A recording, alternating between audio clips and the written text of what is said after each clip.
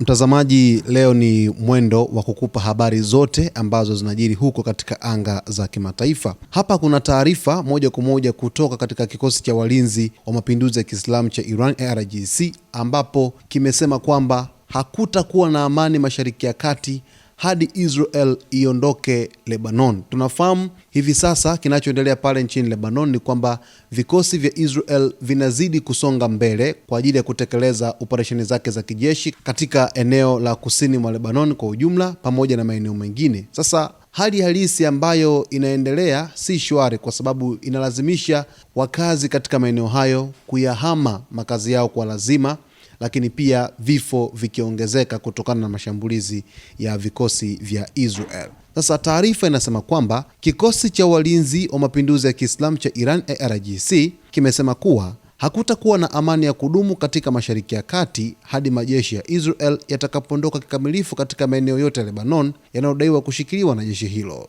Katika taarifa yake, IRGC imesisitiza kuwa Teherani imekuwa ikitaka makubaliano yoyote ya kusitisha mapigano kati ya Iran na Marekani yahusishe pia kusitishwa kwa mapigano katika maeneo mengine ya mzozo, hususan Lebanon.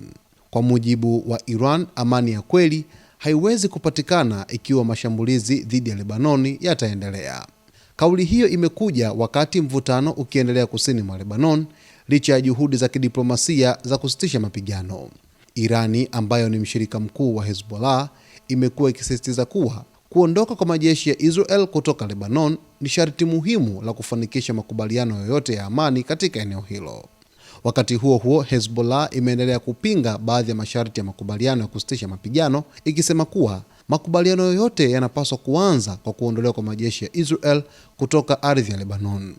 Hali hiyo imeongeza ugumu wa juhudi za kimataifa za kurejesha utulivu katika eneo hilo.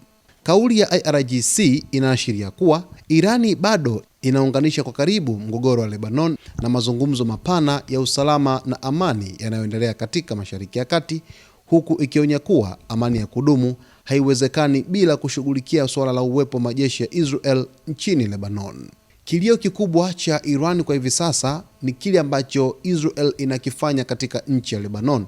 Hasasa maeneo ya kusini mwa Lebanon yamekuwa yakiathirika vibaya sana na mashambulizi ya Israel, huku waziri mkuu wa Israel Benjamin Netanyahu akiamuru operesheni nyingi zaidi. Siku za hapo nyuma tulishuhudia ripoti kutoka IRGC kwamba wakazi wote wanaoishi maeneo ya kaskazini mwa Israel, hasa maeneo ambayo yapo karibu kabisa na vituo vya kijeshi, watapaswa kuondoka ikiwa tu Israel itafanya shambulizi pale katika mji mkuu wa Lebanon, Beirut. Basi Irani itawajibika kuitetea Lebanon kwa kushambulia maeneo mbalimbali huko nchini Israel. Hali hii ni hali ngumu sana ambayo kwa hivi sasa haijulikani itakwisha lini, lakini tusubiri tuone hadi mwisho wa siku hali halisi itakuwaje. Kwa taarifa zaidi usiache kusubscribe channel yetu, kulike, kucomment pamoja na kushare.